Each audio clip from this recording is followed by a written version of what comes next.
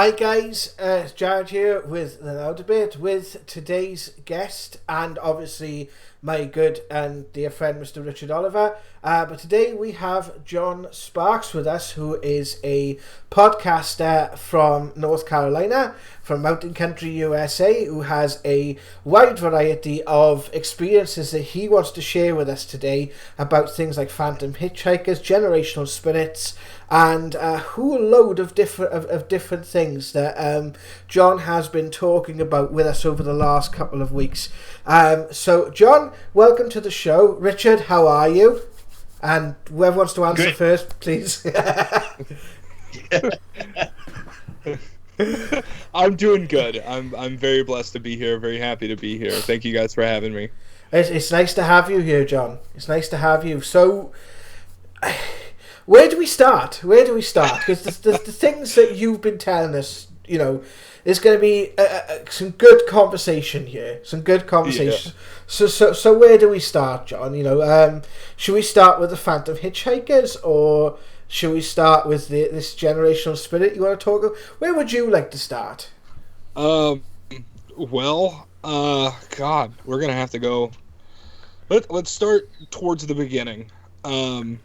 So one of my first experiences that I had, I was about 7 years old, and my biological father's mother had passed away. So my grandmother on my father's side, and um, she raised the boys in the same house that she died in. The boys being all three, my father and his two brothers, and this was very unsettling because it was the first thing that made me start questioning and made me freak out a little bit. At the funeral, obviously being a 7-year-old boy, you're like, oh, it's just a dead person in a box. That sucks. It sucks that grandma's gone. She was amazing. All of this, and then we get back to the house, and I loved that house down there in Alabama. It was just, I don't know. It was for me, it was the glamour of the 70s with the wood paneling and all that stuff on the house. Like, I don't know what it was. I loved that house and I felt so at home. So I was always the one that when I made it out of the car, I'd go running into the house. And they lived in a neighborhood where you didn't have to lock the door. I mean, it just was like that. It was that kind of a tight-knit community. And I go running in the door, and I make my way through the kitchen and the dining room into the living room, and Grandma had a chair, her recliner. She only left the recliner to go to bed, basically. And I ran in, and I caught a glimpse of her in her chair, and I was like, wait a second. In my mind, like, I'm tripping out because we just put her in the ground like 2 hours Yeah. before that. And that was kind of the first, but it wasn't it what I wouldn't say it was scary as much as it was just confusing, because you felt that love from her even though she wasn't there. Yeah. It still felt like grandma was there. And even her dog Spot was sitting in her her spot. Spot was in her spot, next to Grandma's chair, waiting for a biscuit. So it's almost like Spot knew that Grandma was there too. Mm. Um, I don't know. That just kind of, it left me scratching my head. And I ran up to my dad and I was like, "Hey, so Grandma's in the house." He's like, "No, we just buried her." And I was like, "I'm pretty sure she's in the house. I don't know who we just buried, but Edith is like right there in there on the chair." Then we go back in there and she's gone. We go running through the house and she's not there. And I'm like, what is happening right now? So that was my first major experience, and it took a long time for me to experience anything again. Um, I would say probably the next major incident that I had was, after we had actually moved to Maryland. And keep in mind, I was like 7 years old when I had that happen. I was about 12, maybe, when this happened, and made it back down to that house to visit my biological father and his two brothers, for summer vacation because my parents had split up. And I was down there and I was just excited to see Chuck. I was excited to see my uncle. You know, he was the middle brother, but Chuck hated everyone, but for some reason he loved me. And I don't know what it was. I think it's because we could sit in the floor watching Three Stooges and laughing like idiots. And, you know, he taught me how to play poker. And, you know, I took all of his money. It was great. Um, and uh, so I was down there. He had, I didn't understand. Actually, wait, no, I wasn't 12 at this point. I was not 12. I experienced his spirit when I was 12. Okay. But to give you an idea, so he passed away shortly after his mom did of stage 4 lung cancer. I didn't understand what was happening. Yeah. You know, all I knew is he had an oxygen tank with him everywhere that we went.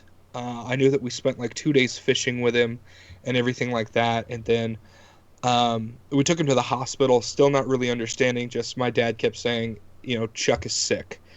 And got back on the plane, made it back up to Maryland. And about 3 days later, my dad calls and tells me that Chuck had passed on. And I absolutely lost it. Just, I'm not an emotional person. I'm not. I don't cry. Like, other than, you know, people that I love dying, the only time that I cried was in Star Wars Episode 3. Like, that's it. Which part? It was at the very end when he's, no! Like that whole thing. Because, you know, we had just watched that entire transformation and everything, and it just, anyway. Yeah. I kept thinking back to the little boy and then seeing what he became, and I was like, oh god. So That's brilliant. That's brilliant. But so Chuck passed on. We went down there for the funeral, and University of Alabama, they're known for, you know, being the Crimson Tide. They've got their elephant mascot. And it's a huge thing in the Sparks family, especially for the men, to root for the University of Alabama. And had this. I went to the store and I saved up all of my money up until the actual like the day of. I bought a little stuffed elephant and wrapped it in the University of Alabama ribbon, and I put it in there with him, and I said, "Roll Tide, Uncle Chuck, roll Tide." And you know, we all went on about our day, and you know, we buried him and made it back to the house there in Huntsville, and we were all having, you know, just a good time reminiscing about Uncle Chuck. Well, we're going to fast forward a few years. We moved to, this was actually when I moved to Virginia, so 12, 13 years old, and I'm sitting in the house, broad daylight. I had just got home from school, and the way our living room was set up, if I was sitting in the chair here, I could look straight and I could see down a hallway through the kitchen, and I could see myself in the mirror at the end of the hallway in the bathroom, which is creepy enough as it is. Yeah. I mean, I know I'm good looking, but I don't want to look at myself that much. Come on now.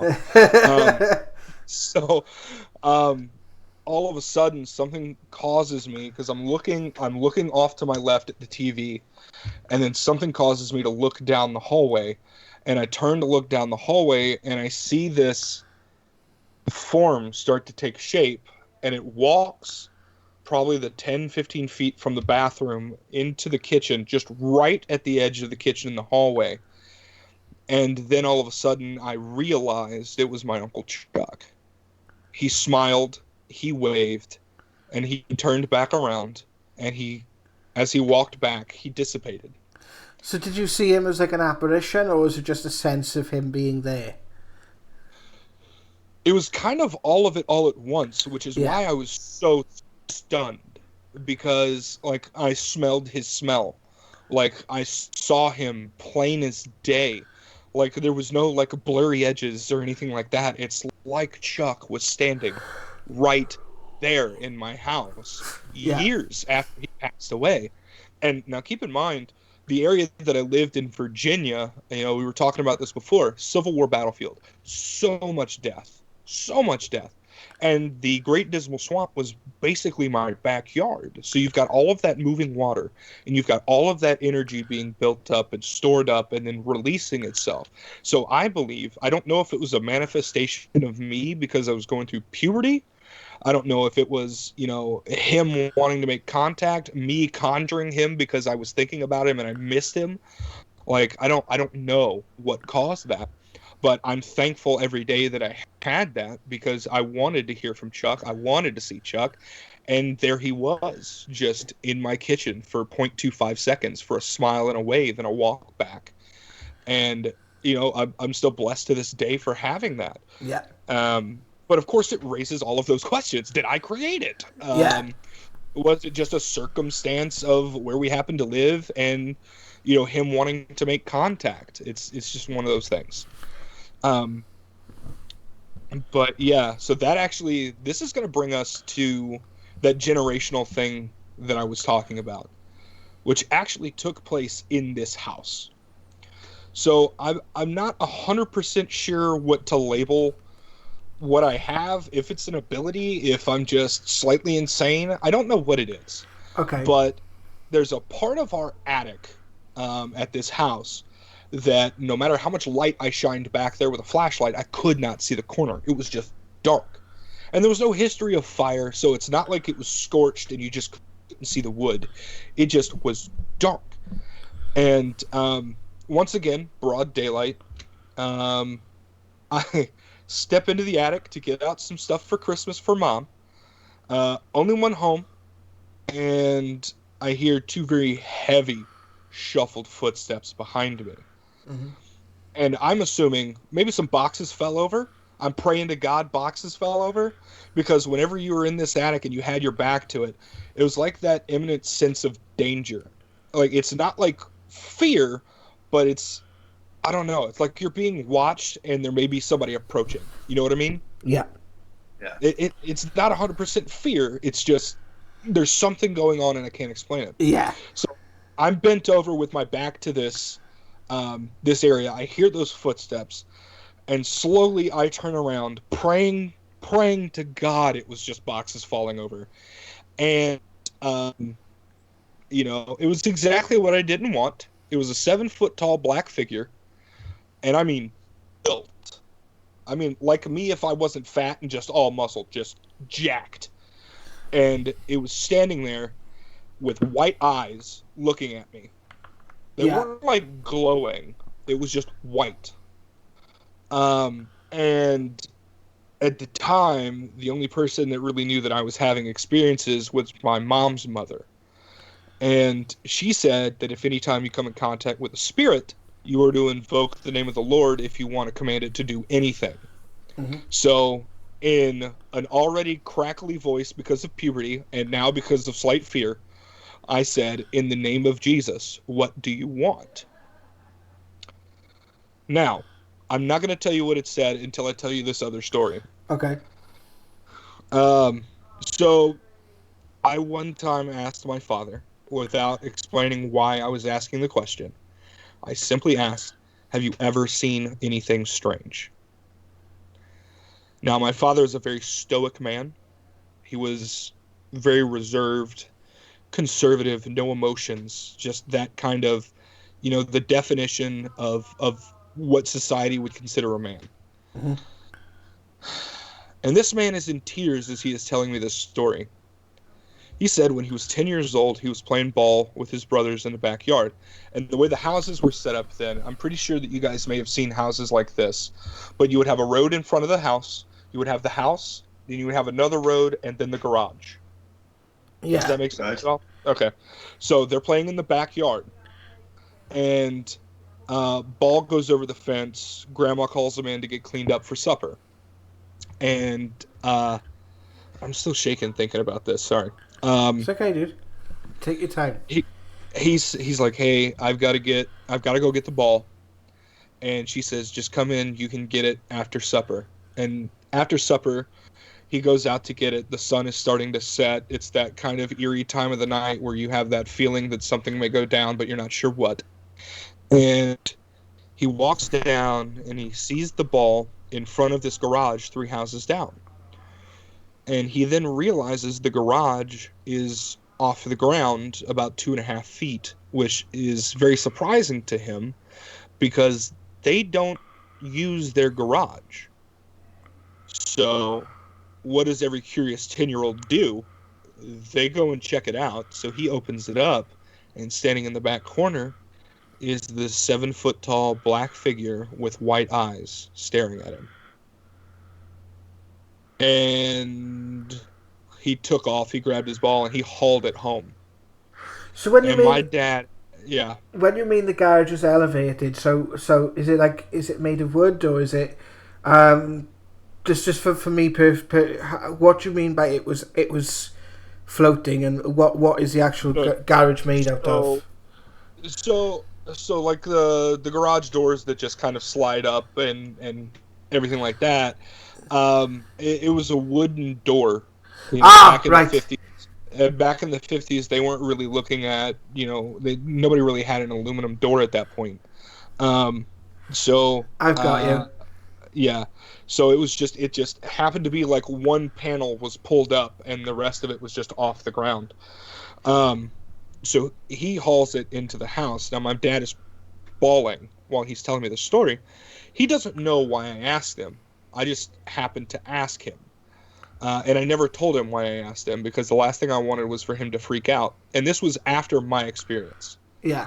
But what prompted me to ask him was, we'll go back to the original story. In Yeah. the name of Jesus Christ, what do you want? He said, your father got away. Now, I don't know what it wanted, why it wanted my father, why it wanted me, but at that point I was already saved. I already belonged to Jesus. I already belonged to God. I was already bathed in white light. I was saved. I was redeemed. Um, and that was the first time that I ever cast anything out. When I said, I don't know what your connection is to my family. I don't know why you think you can try to take somebody in my family, but in the name of Jesus Christ, I command you to leave. You have no connection to us ever again. Um, and it started to resist, and that's when I did it again, and then I began to pray, and that's eventually when I said amen. It was like one of those movie scenes. Amen. And then it just dissipated, gone. I could see the corner of the house, everything. Mm. It was just very, very frightening. But I'm very much one of those people that I know how to hold my emotions in, Mm. because if it was demonic, at that time I had started asking questions. I had started doing research. The shows were on TV and everything like that, so I understood. If it feeds off of fear, do not show the fear. You are Mm-hmm. allowed to be afraid, but you cannot show it because it's only going to give it power. Mm-hmm. So I hid that, and I fought back, and that's how I got to kick the thing out of the house. But I think there was more going on in that house because um, one night I was laying in bed, I was saying my night prayers, and I felt something grab onto the top of my shin and start to push my foot and my leg down into the bed. Um, I don't know if it was that thing trying to get another grip. I don't know what it was, but it was another one of those things where I just began praying. It just pray harder and harder and call in the name of the Lord. That's what I've realized over the years. Um, but it eventually dissipated, and it wasn't even like a light dissipation. It was like I felt it release and my legs spring back up off the bed. Mm. Um, Was this after so the experience in the attic? it was, Right. Okay. and that's what was concerning. You know, um, I don't know 100% the past of my family, or like the individuals in my family, but I know that I come from Norse descent, and I know that they were very much pagans. I don't know if that is something that would have traveled that far down the line, but it's definitely a question that's been in the back of my mind. Um, John, and Mhm. um, No, carry on, because yeah, carry on a sec. I'll come back in with it in a second. Carry on. Okay. Okay.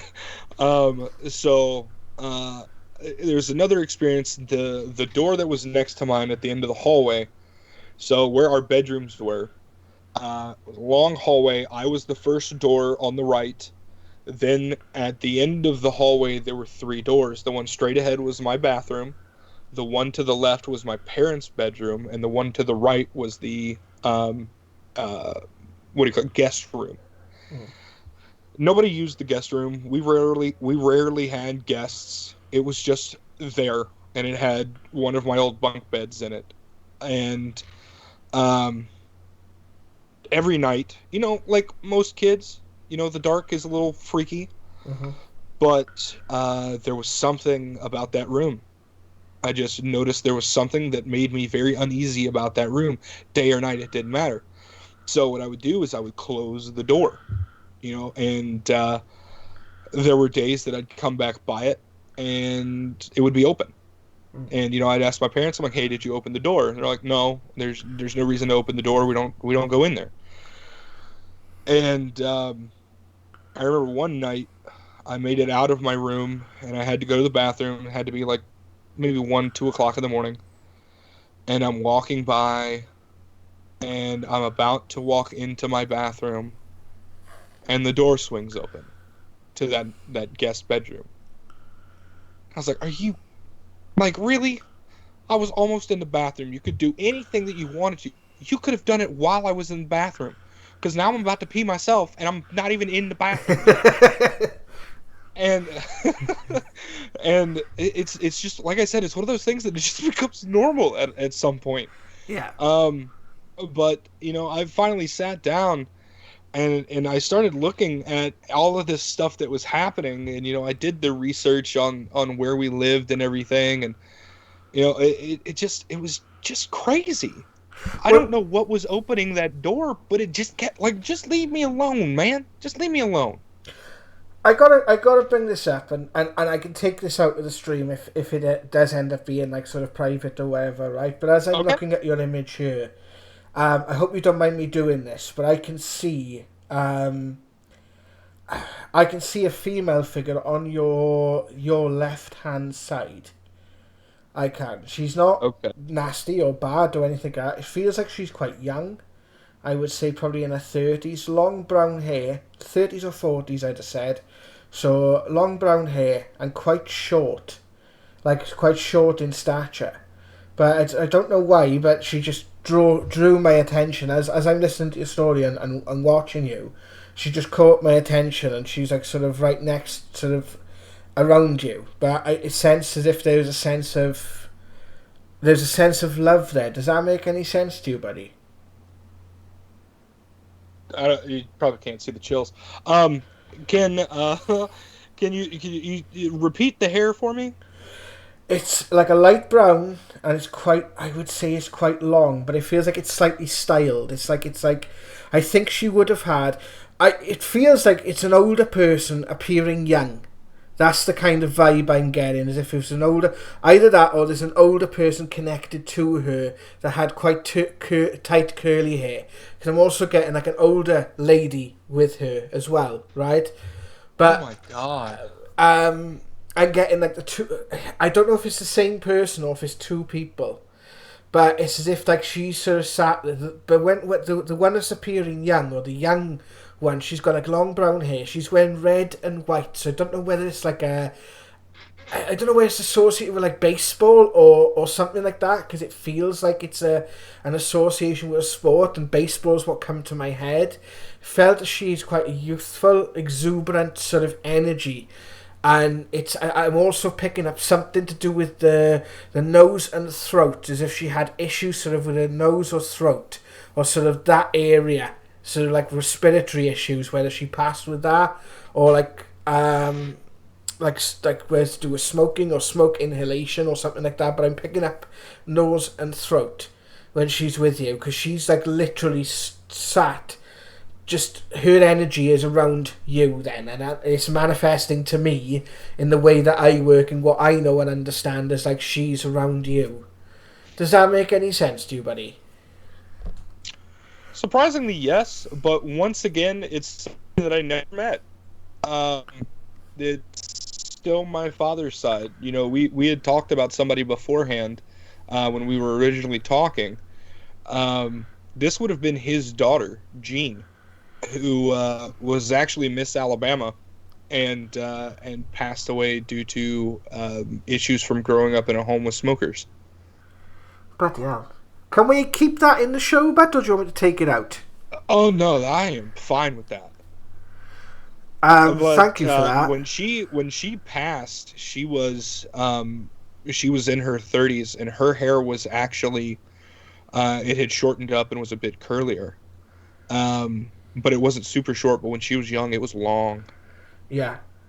Because And she's... she actually passed away when my dad and the boys were in like middle school. So she was way older. Well, she's asking me, there's a heritage in your father's side of the family that it doesn't feel like you're ready for it yet, right? Because I feel like I want to go down the line a bit.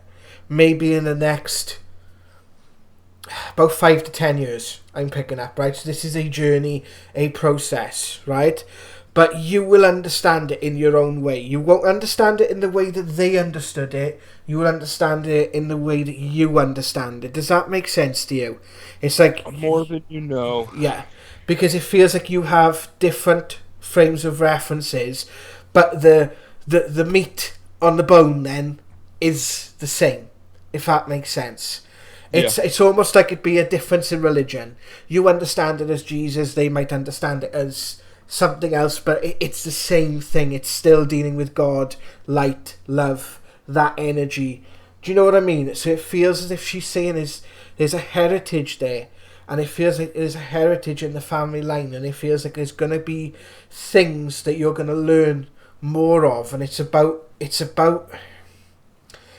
feels like it's to do with like history. Like there's history there that needs to be like uncovered in a sense and brought into a like almost like the mythical being brought into a modern interpretation. That's the kind of vibe I'm picking up from her, and I'm feeling as if you've got different people coming in, and they're from... I've never actually said this to anyone before, but it feels like they're coming from the same line. They're coming from like you said about your dad's sort of history or heritage. It feels like it goes back, but it goes back ancient. It goes back a long time. I'm going back hundreds of years. And I think that is what happened. It feels like you have broken energies that have needed to be broken. And I think that's what the shadowy figure was. He was like a manifestation of a long dead energy that was dark then, if that makes sense, and needed to be got rid of. I very much understand what you're saying, because, you know, my biological father was not a good father. Right. His father was not a good father. His father was not a good father. And the one thing that has plagued me since I was young is this a hereditary issue? And I came to the realization that I refused to let that be my story.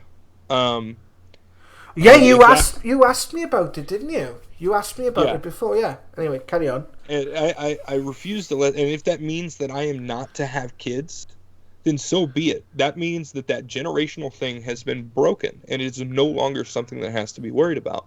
But I am also of the realization that what they taught each other through the years, once it got to me, I'm just so stubborn and hard-headed that I looked at it like, well, you've actually taught me something. You've taught me how not to be a parent. Yeah.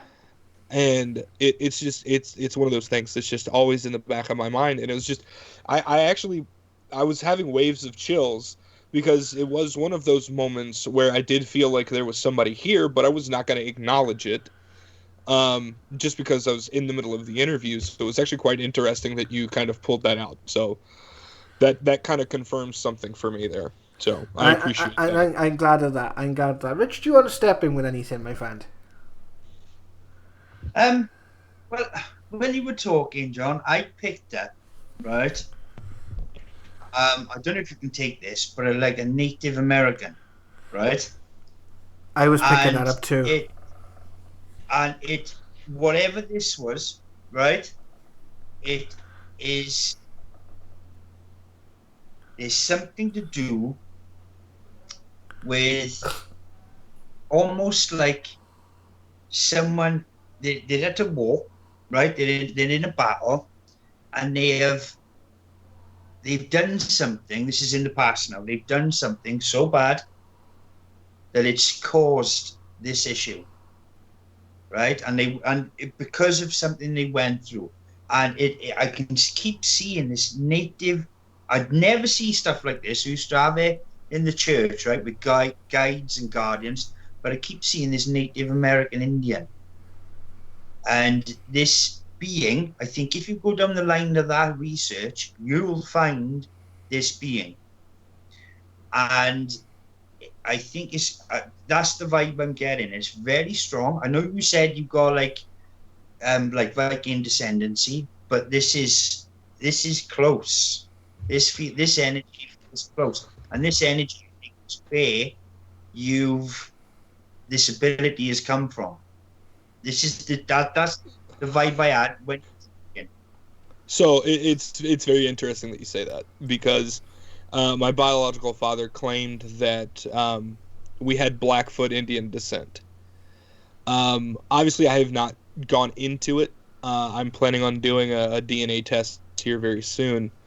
But it was believed that there was Blackfoot Indian in my family, which is it's a little weird that you're picking that up. Let me just put it that way, because we were never certain of anything, but that it makes a lot of sense when you look at the travels of my family throughout the years and throughout the generations. It makes sense. It makes sense that could have happened. Yeah, I was picking up the Native American as well.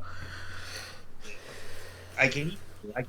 There was even a sound said, right now. I don't speak other languages or nothing like that, but there was almost a phrase said, and I'll try and decipher it in my mind, and I'll give it to you before we finish this tonight, and you can research it. It sounds like a word. I'm not sure, because sometimes I've been spoken to by Polish people and French people, and they tell me things, and I'm like, I don't, I cut you open, I'd have a Welsh flag inside me, but I don't speak Welsh. So, but there's something about there was almost like a treachery. That's what I keep feeling, right? And this person set themselves. They wanted. I feel like this is the vibe I get. It formed a picture. They wanted revenge so much that they asked for the wrong help. If you get what I mean. I do. Yeah. Right. They were willing. So they were so bad. They asked for the wrong help, and I can. It's such a strong image, and this being you were talking about seems like a strong image. It's very straight connected. It came through when you were talking just now, when Jazz was talking, and I kept noticing there's been activity whilst you've been speaking to us in the background, and it's just now and again this light or there's something going on. So when you say about these things you've been experiencing, John, I mean, I believe from your stories, if you were sitting against a green screen, but the fact that you can see this stuff happening just adds validity to it. Yeah. And you've done the right thing. You've set yourself with this stuff. It's your confidence. They tell you stuff in the church when you're learning, right? And they teach you stuff to do this with your hands, right? To contain your energy, or slide down a helter skelter, or there's different things. But that's all it is telling yourself, is reaffirming it yourself. Yeah. It's a visual image of a belief. and you are okay. You're on the right tracks with it. Yeah. And I do Yeah. think though the spirit are trying to communicate with you. Yeah, I feel that 100% because something else that happened in this house that was very odd to me. Um, so obviously as like a 13, 14, 15-year-old kid, money is not exactly something that is abundant to you, but I wanted to investigate, just on the down low in my house because I didn't want to freak my parents out, my mom and my stepdad. So I set up a camera um, in my room just to run as audio. Because there were some nights that I felt like there was something that was in the room with me, but obviously I'm not gonna blow anything out of proportion. At this point, I was very much of the mindset that I am now, where I have to have the scientific evidence to back it up. I may feel something, but if there's no science to, if science can't throw it out, then obviously it was something paranormal. Like that's the only way to think of it. Um, so I set it up to run for audio, and then I passed out for the night. And I actually I've still never talked to my parents about this one, but excuse me. Um, I went to replay the audio, and you can hear me snoring. I mean, it sounds like a freaking wood chipper in the bedroom, but you can also hear in a deep voice something speaking to me in a language that I don't understand. And it went on for probably about 10 minutes. And then I woke up to go to the bathroom and it was gone. It was gone. The rest of the night there was nothing. And I had actually completely forgotten that I had put that in. I had turned that on until the next morning, and I was like, "Oh goodness, I can't believe I found this." And I started playing it, and I began freaking the hell out because that's not something you're expecting in your sleep, especially like a deep voice like that in a language that you don't understand. That's not even for paranormal. For me, that's not normal. Mm. Like it was just and I never looked in to try to figure out what it was. I deleted it and I was like, I'm no, no, no, no. Um, it was very odd. And I've never tried to re-record anything ever again. In that house. We've since moved out. We've moved a couple of different places since then, but that's going to bring us up to when I originally moved back to North Carolina here, back in 2009. And I got in contact with my dad's or my mom's brother, and he's very much always been a paranormal kind of guy. And eventually actually started. This was the group that I went on the investigation with, and it didn't start as an investigation, but because of an experience that I had there, it kind of turned into one. Um, we had met once before just to kind of try to do a meet and greet with everybody, and then we wanted to come back a couple nights later and just do a dummy investigation so we could kind of teach people how to do things properly. No provoking, things like that. Just Yeah. don't be dumb. Don't be dumb. So guys, if you're out there listening, don't be dumb. Good advice. That's good advice. So we're there, and I'm sitting in command central, nerve center, whatever you want to call it. So I'm sitting here, and the other person is over here on my right.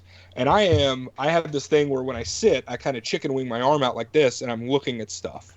Yeah. And all of a sudden, I felt something like that on my elbow, on that elbow on the left. And I looked at her, and I was like, and she goes, "What?" And I said, "Something literally just grabbed my elbow."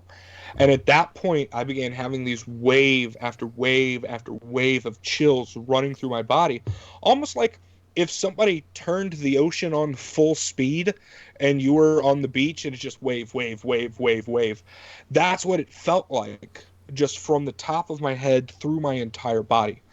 And I ended up leaving, but at that point, I was not aware enough in the paranormal realm to try to clear myself before I go home. Mm. So I make it home, and I make it up to my room, and then I lay down, and then all of a sudden, those chills turned into a massive heat wave, Mm-hmm.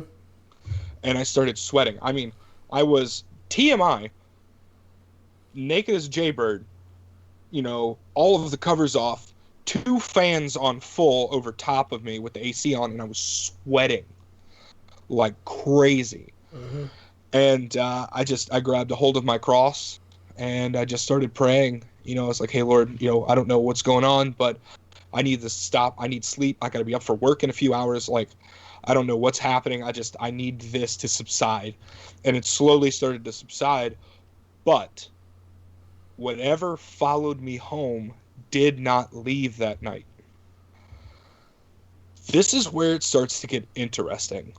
Um, I used to have a ring that had a cross on it. Mm-hmm. And every night when I went to bed, I would put it on my dresser across the room, and then I would go get into bed. Where my bed was, I had pushed it because of that issue with the attic in Virginia up against one of the attic accesses that was in my room. Because I was like, not today, Satan. We're not playing this game. And all of a sudden, one morning, I go to grab my ring, and my ring is gone. Just gone. Can't find it anywhere. Search the entire house. Gone. And I'll come back to that. But where my head was on the bed, the opposite side of that wall was where the shower was. And some nights you could hear it was like somebody was in the shower. Like, the difference between the shower being on and somebody being in the shower. Yeah, yeah. Like it sounds like something like water is hitting something and it's dribbling off onto the actual shower bottom. And I'd go in there and it's not on. It's dry as a bone. And I had one of those old 1985 TVs, the big old tube TVs. Yeah.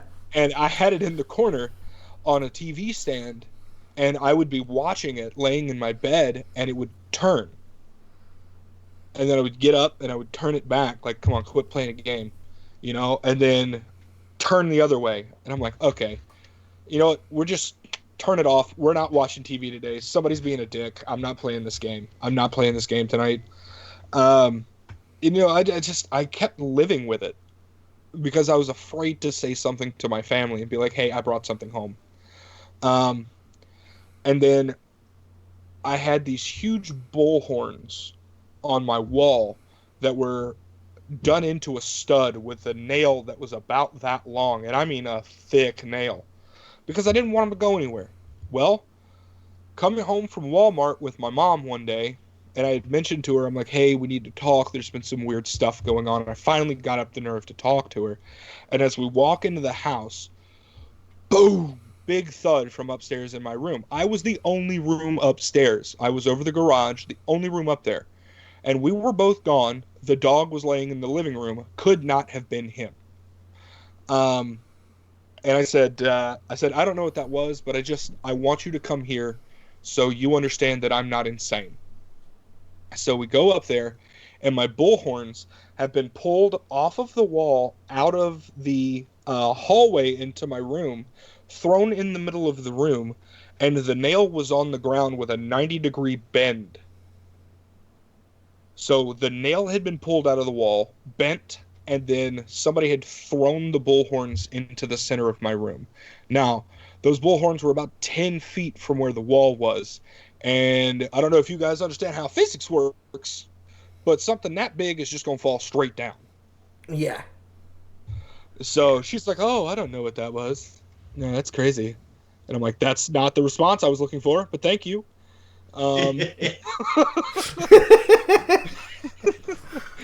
So I go to move out of the house a few years later, and, I'm packing all my stuff up, and I go ahead and I dismantle my bed, and just out of curiosity, I opened up the wall panel into the attic that was next to my bed, and my ring was in there with the two crosses. Yeah, the only way that it could have gotten there is for my bed to have been moved, and for that to have come the panel to come off the wall. Now, what makes it even crazier is there is another attic access, but it was outside of my room on the landing, and there's no way from that attic access to get to the attic access next to my bed. Mm-hmm. It's just crazy. Well, the flushes that you mentioned, the chills, followed by the heating. I've come across that before. I don't know if you have, Rich, but I've come across that before. I know them as energy runs, and what it basically is you have an energy. Everything spiritual is energy, yeah, and parts of us are energy. We are made up of energy.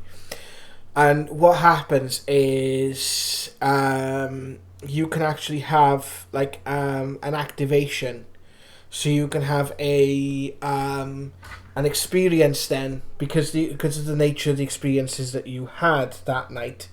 These can be very, very subtle. They don't have to be big, broad. They can be simple as meeting a person, right? Yeah. But you can have these experiences, and they're called energy runs, and it's the energy is flowing right the way through your body, and it kind of flows around in like a circle or like a circuit, and because it's flowing so quickly, it heats up, and you heat up, and because obviously you've never felt it before, you kind of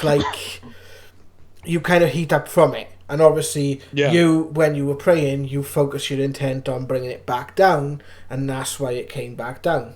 So because of obviously the focus you're putting into it, and whether you're connecting with God energy, spirit energy, whichever way you want to put it, it's your connection with that light energy then that helped you bring it down.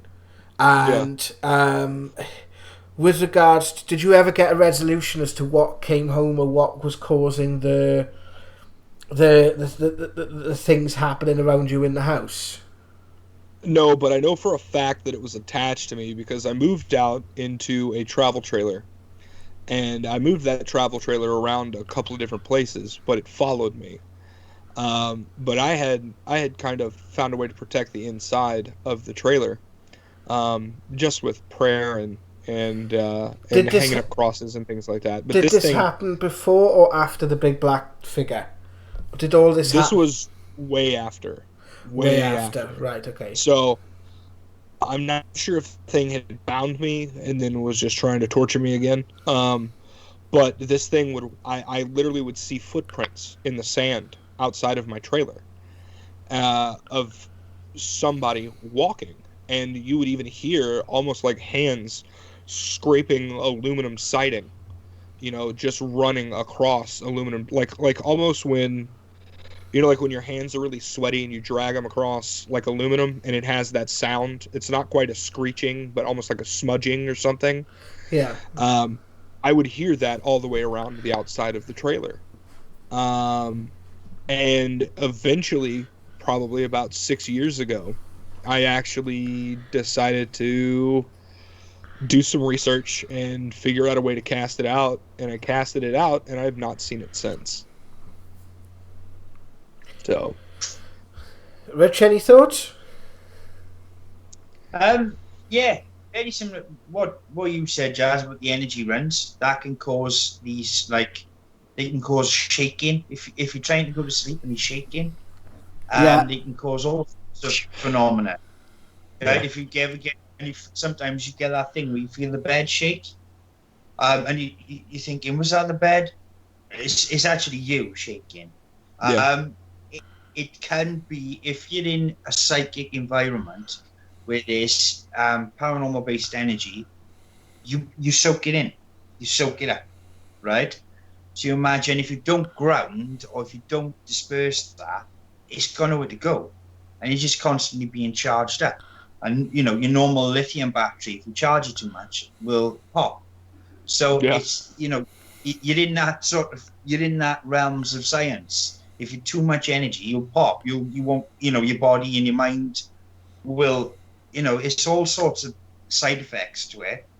The ring sounds like it apported. Now I've physically in my life seen an apport. Yeah, me too. And they create sound. and it is the most incredible, bizarre thing to witness and experience. It sounded like an apple did. Now, that is spirit with whatever means they can taking hold of an object. And when they do, it goes from the world that we are in to their vibration of life. And then it manifests where their intent is to put it. And it physically disappears and reappears. It's the most incredible thing to witness and experience. It sounds like, to move the ring, knowing the importance to you, I would incline to tip towards the neck. Yeah. Yeah, right. I would.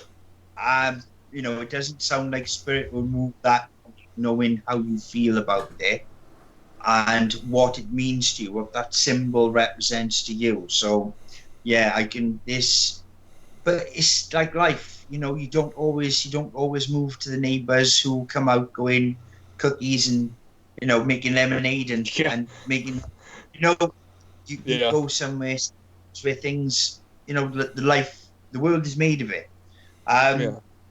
So just I think just stick to what you believe, John. I think you're on the right path, and especially having confidence in that. Yeah, absolutely. Gives you confidence in that, confidence in Jesus, confidence in whatever you believe as being pure, right, and love. You can't fail. No. That's what I feel as well.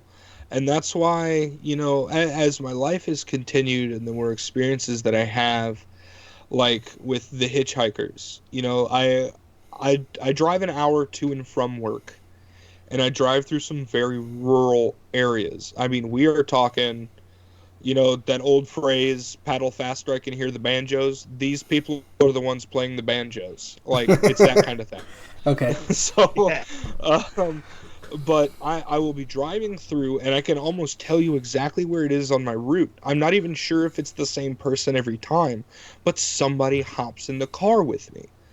And it's those energy runs. I feel them over and over and over. And I'm driving, and this is not the place for that to happen. The curves on these roads could kill somebody. And, sometimes they'll be like playing with my ear. Or, I'll just, occasionally I'll get lucky and sit down and have a conversation, but it's almost like the conversation seems like it's one-sided, but I'm getting the answers, through my head or almost through my heart almost. And, I'm carrying on these conversations with them, but I have had one where this entity, and I told you guys about this. I don't know if I've mentioned it on here yet, but it hopped in the car with me and it sat dead center in my backseat. And we are talking pale face, just nasty grin, looking at me through my rear view mirror. And I still get chills. Just looking at me. And of course, I start to have that conversation because it's still a person in my mind. Yeah. This one just may be a more powerful person that is trying to contact with me. That's the reason that it physically was able to show itself. And it's just one of those things, carrying on the conversation, and it's not saying anything. It's just got that sinister grin and those eyes that could, pierce through Kevlar. Like it's just, just that. Yeah. But it, eventually I was like, okay, you don't want to play along? I don't want you in my car. I don't like you. You're creeping me out. And what's funny, Jared, is this actually happened. This was not a traditional hitchhiking moment like at that normal place where I actually have them normally jump in.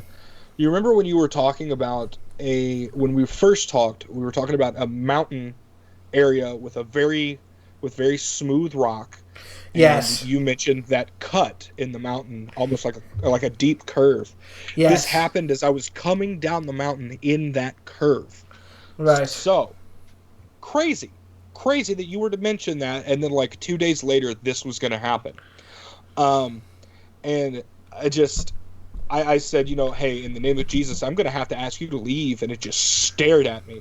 And I was like, all right, big guns. We're going to play it hardcore.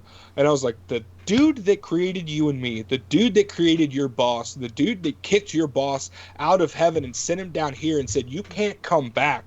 That power is what is giving me the authority to tell you right now, not only do you have to leave my car, but you are never allowed to make contact with another human being. And then gone out of the back seat. And it's just like it just the car just felt freer. It just I felt freer. Like I don't know how Yeah. to more free. Can't use freer. Freer isn't a word. More free. There we go. But yeah, that's what that was, and it's crazy. But I mean, I the senior living facility that I work in the last like 5 years, there's been 10 deaths and 2 suicides, and that's to me that's just staggering for like a 5 year period. That is insane to me. Mm. Um, and it I know exactly what areas are haunted. And I almost could tell the second that I walked into the door. Um, our movie theater is haunted.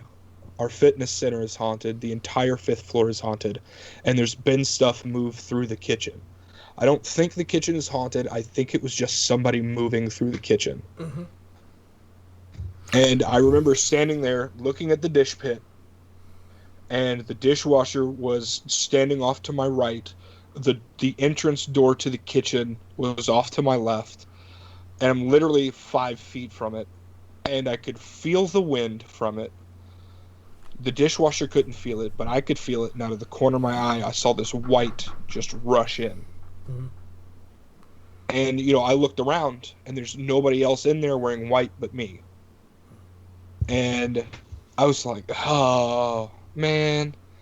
Like, I can't escape from this.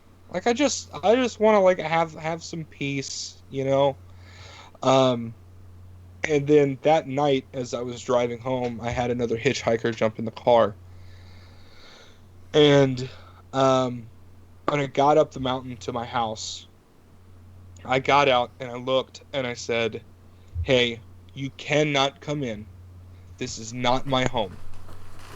Mm-hmm. I do not have any say over what happens in this house except for the fact that you cannot come in. It's that simple. I don't want to be a jerk to you. I don't want to invoke the name of the Lord on you because I feel like you're just a person and that would be rude. But I will ask you politely, do not come into the house. So, made my way in. It had turned its back and began to walk away.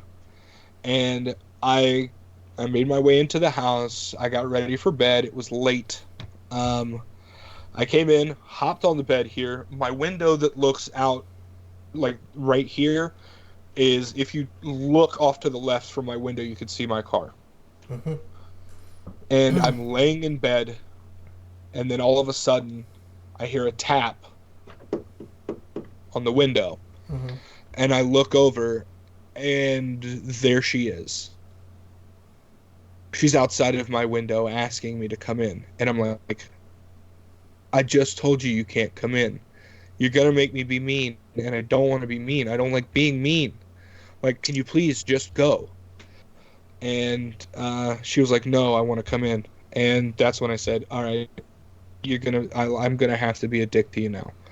And that's when I invoked the name of the Lord. And I basically cast her off of this mountain and told her that she could never come up the mountain. So, she could hop in the car with me all she wants and have a conversation, but she, once I hit that upslope, she's pulled out. That's just the way it is. And I don't know. That was the weird one. That one kind of took me by surprise, and that was just like a week and a half, 2 weeks ago.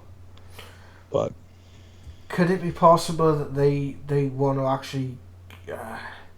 I don't know whether this is something you believe or whatever, but could this actually be a person that wants to go over then that hasn't been able to rest and wants to go over to the other side? Because that's a thing as well. But so one of the things you could do if that happens again, right? Just send them love and just say, look, Yeah. you can't come in, but what I want you to do is just call out to what you believe is God. Yeah. Right? Ask them to call out to what you believe is God. And then just like ask them to look at the sun, right, and feel that love of what you know as God.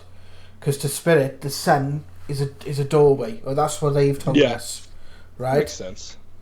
So I would do that and say to them, so if she ever crosses your path again, because I did say to you, I could sense a woman around that area that had lost her life.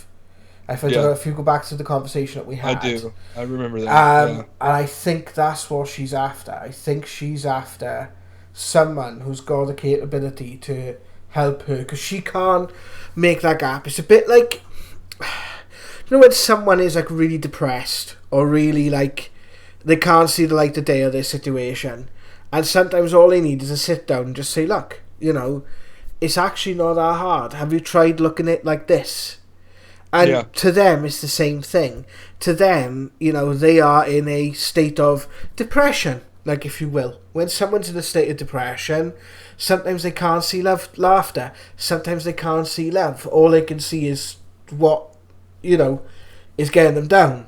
And sometimes all it takes is just to say to them, look, you can't come in, but just, if you want to go over, call out to what you call as God. I said, and just look at the sun, and bring that, and just feel that love of God inside you, and just say that to him, right? Because that is something that will connect them. Because especially in your area as well, I believe it's a strong. There is a kind of a strong sort of belief system. Sort of Christianity is quite strong where you are, with a lot of people around you. So a lot of people would a lot of people might think that they've done something wrong, or God hasn't forgiven them, or whatever, right? And it's just, it's not that. It's not the fact they've done anything wrong, it's their fear. It's their fear that's stopping them, and that's keeping them here. And that fear could be for someone else that is still here, that they left behind. It could be the way they went. It could be just something they're holding on to before they passed over, something unresolved. And like, because time works differently on their side of life than it does on ours, that could have been long since resolved, and they're just not aware of it. And I have done this, you know, before. You know, again, I can only give you my experience, buddy, from my frame of reference. You know, coming from South Wales, we have a slightly different frame of reference for the same thing. Yeah, but it's that's one of the things that you can do, is just say to them, look, if you want to go over, if you've got a negative vibe, then don't. If you've got a vibe of, like, you know, but from what the sound of it with this woman, it felt like she was just looking for a bit of help. And I think why she wanted to come in the house is she wanted to be closer to you, because she knew you were that. To them, if you're spiritually sensitive, you're like a blip on the radar.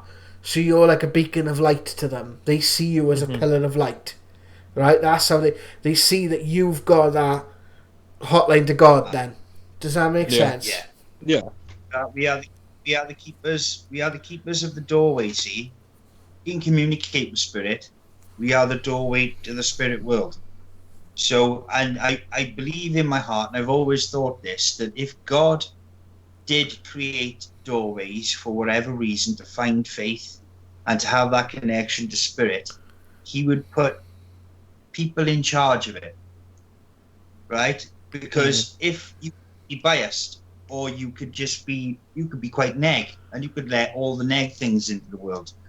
Or, you know, when you're in the position, we're in a unique position where the journey teaches us what it is to be spiritual, to live with love, to, you know, live in truth and hold our hand out, and all that comes with the responsibility of being that doorkeeper. Because even when we give a message, we have a responsibility to make sure that message doesn't harm, doesn't influence, doesn't, you know, create anything that it shouldn't. We're not giving a message because we want to be popular, or we're giving a message because we want to look like we know something else knows. It's about connection between the people we love and lost and life itself. So Yeah. you remember you are an actual, it's a privilege. You connection with spirit Yeah. is because somewhere in that side of life, they know that you're the person to be that doorway. Yeah. So, you can imagine it, you can believe it in Jesus, you can just say, angels, come down, open a door, help this person, help them, put them to where they need to be, bring forward the people that love them and help them on that Yeah, journey. I've done that. When we were investigating a local cemetery, I actually envisaged Jesus coming in and helping a person over. Yeah. I envisaged what Jesus looked like, and I just I asked if Jesus could come and take that person over. It's not my personal frame of reference, but it is what that spirit needed. That's what they believed, and that's what helped them. So you'll find your own way of doing it, buddy. You will. There's so many Yeah. different ways you can do it, but you'll find your own way of doing it, right? Yeah. And just trust your own insight, trust your own intuition with it. It is because that will help you in Yeah. that in that journey. In that So journey.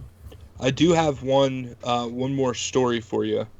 Okay. Um, and this one was probably one of the most draining things that I've ever experienced, both emotionally, spiritually, and physically.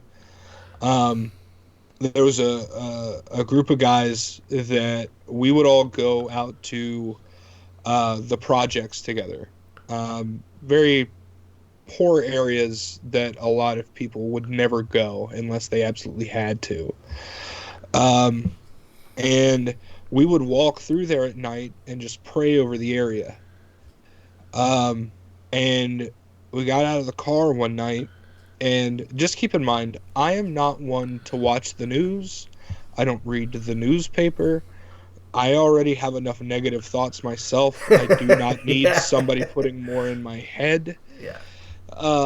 So we come up to this four-way stop, and I look off to the left, and there's a cul-de-sac. And I felt drawn over there.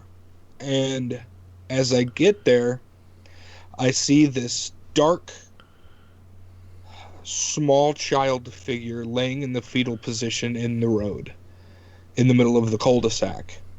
And like the closer I got, the more just, I don't know, it was not necessarily sadness and loss as much as it was fear, but the fear was not coming from the childlike figure that was laying in the road, because I looked up at all of the houses and there were dark figures in all of the windows and doors, and it was fear coming from there.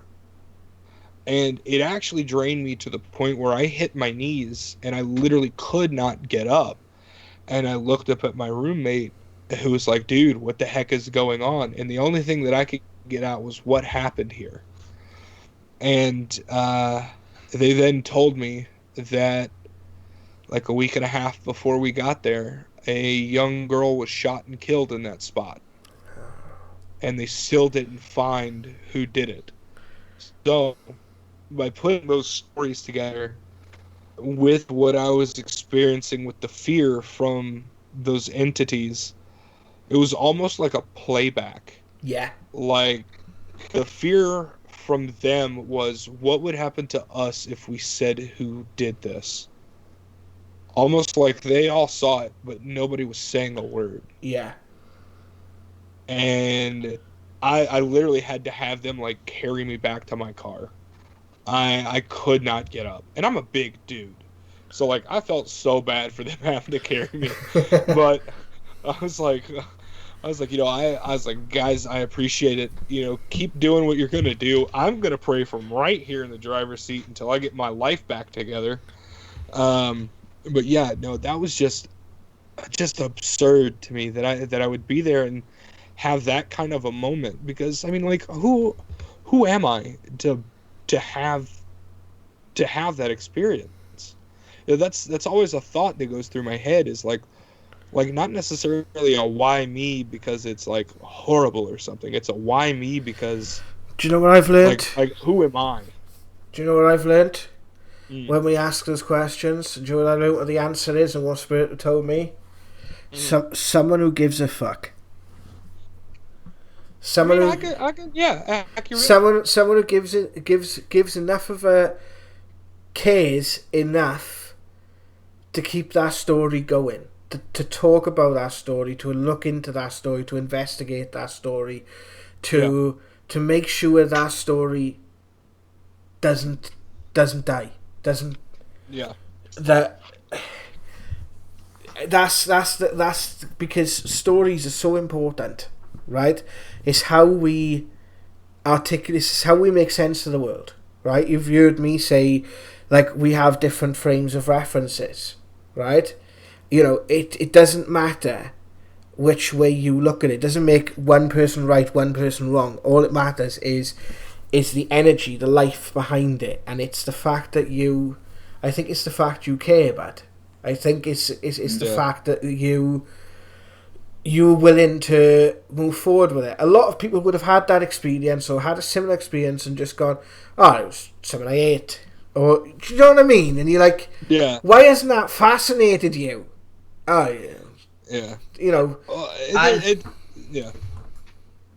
And the other thing you said you're not going to be the same father that your father was. Yeah. Right, and his father before him. In that critical change of decision, you imagine how maybe they didn't say that, John. So it's a big step as a human being to make, is to say, I will not make the same mistakes that people made in the past. Is what Spirit tell us all the time. It's the biggest message I've ever had from Spirit. Don't make the same mistakes we did. We made mistakes. Yeah. You're changing a mistake. Think of how Spirit would view that. Yeah. Oh, and it's crazy that you bring this up, because Jared actually told me when we were talking about somebody that was coming through for me at the time, and it was my father's father, and it was really quite interesting because I had never met him. It's just another spirit that shows up that I've never actually met, but I'm related to, and I don't know. It's just it is very much like, Jared. You were what was it that you were getting from him? Do you remember? I can't remember exactly. It felt as if. It felt what I was picking up was the message would be delivered when we spoke, and I think it's to do with that family line, like what we spoke about today, to be honest with you. Okay. Yeah. It's interesting. It's just I felt he was observing. There was a task that you're doing, because people think that they've got to do things, right, to get things done, right? Yeah. 90% you just got to turn up. 90% of the time you just got to be there, right? It's the clues in the name, human being. We're not human doing. Yeah. Yeah? So it feels like he was observing to learn from you. Interesting. Because in his life, he had... There's a lot of pain coming from him, right? Yeah. There's a lot of history that he knew, and it twisted him. He had the opportunity, but he didn't see how he could take it. And it's a bit like what we're seeing in the world at the moment, right, buddy? We're seeing, 2020's been one of the craziest years in my lifetime. It has been the craziest year in my lifetime. And with everything going on, and how there's such a polarization, right, especially in America at the moment. You guys are in the center of it at the moment. You are in the spiritual battleground for the future of humanity, right? Isn't it great? Absolutely, yeah. It's. I'm dealing with we're talking with a lot of people from your side of the pond, and we're having a bit of a hiding here in Britain. But Britain is where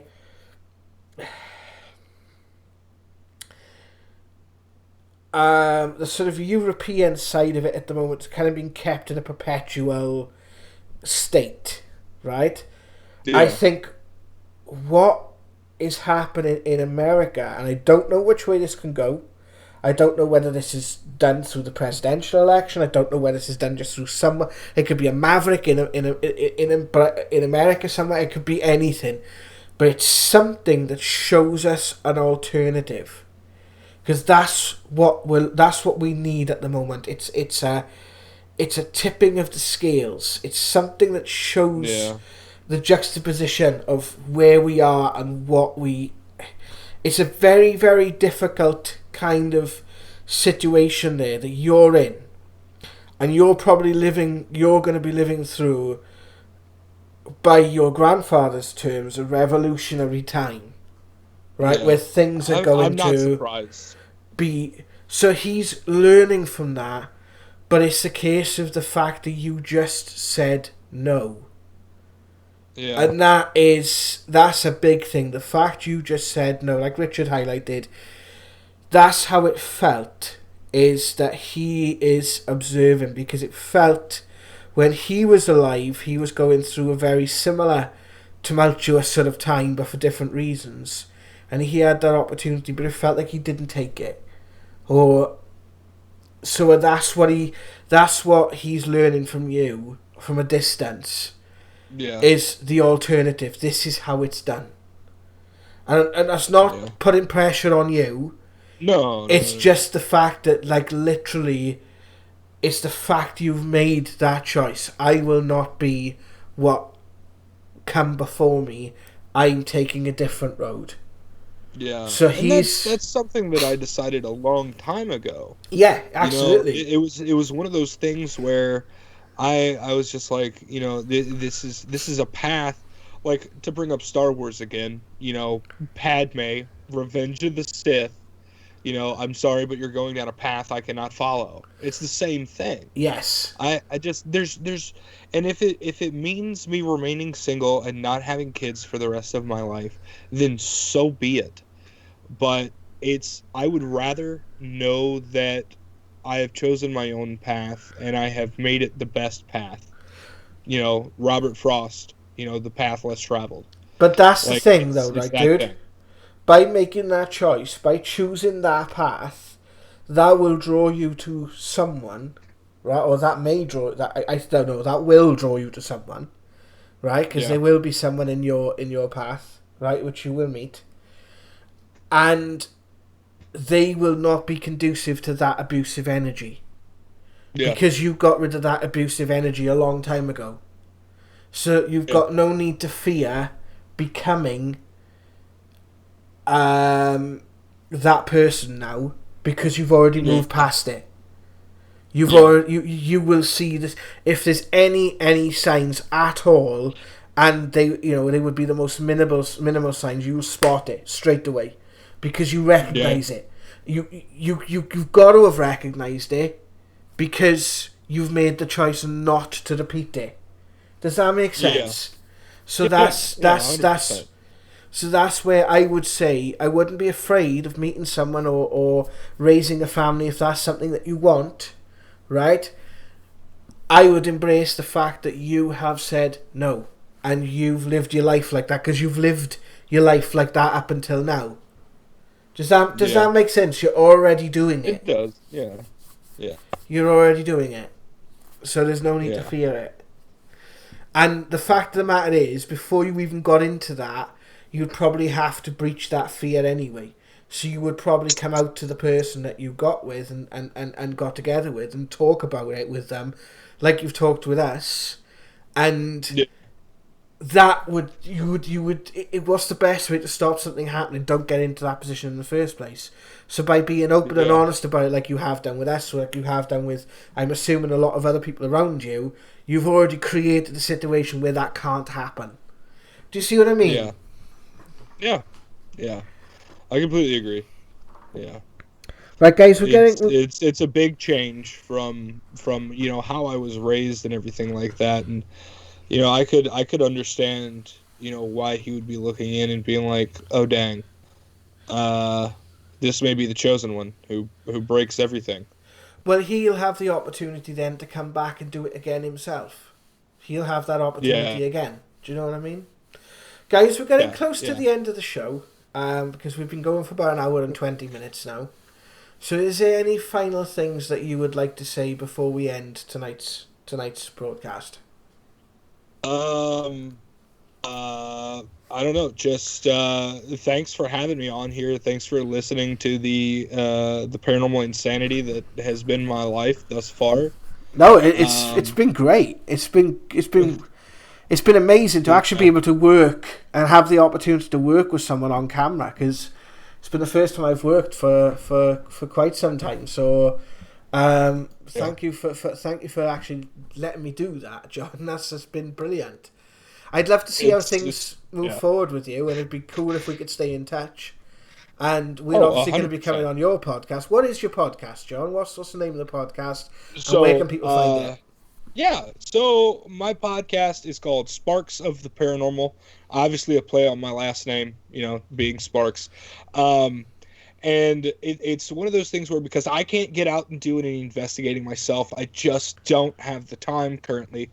What I've decided to do so that I don't have to feel alone in the world is that I live vicariously through people and I talk with them about their investigations, their backgrounds, favorite investigation thus far, all of these kinds of things, because it's more of a humanization of investigators. The reason that I do that and the reason that I carry on these conversations is because, like I said earlier, the paranormal is normal for a lot of us. And I want you to, when you listen, to feel like it is normal.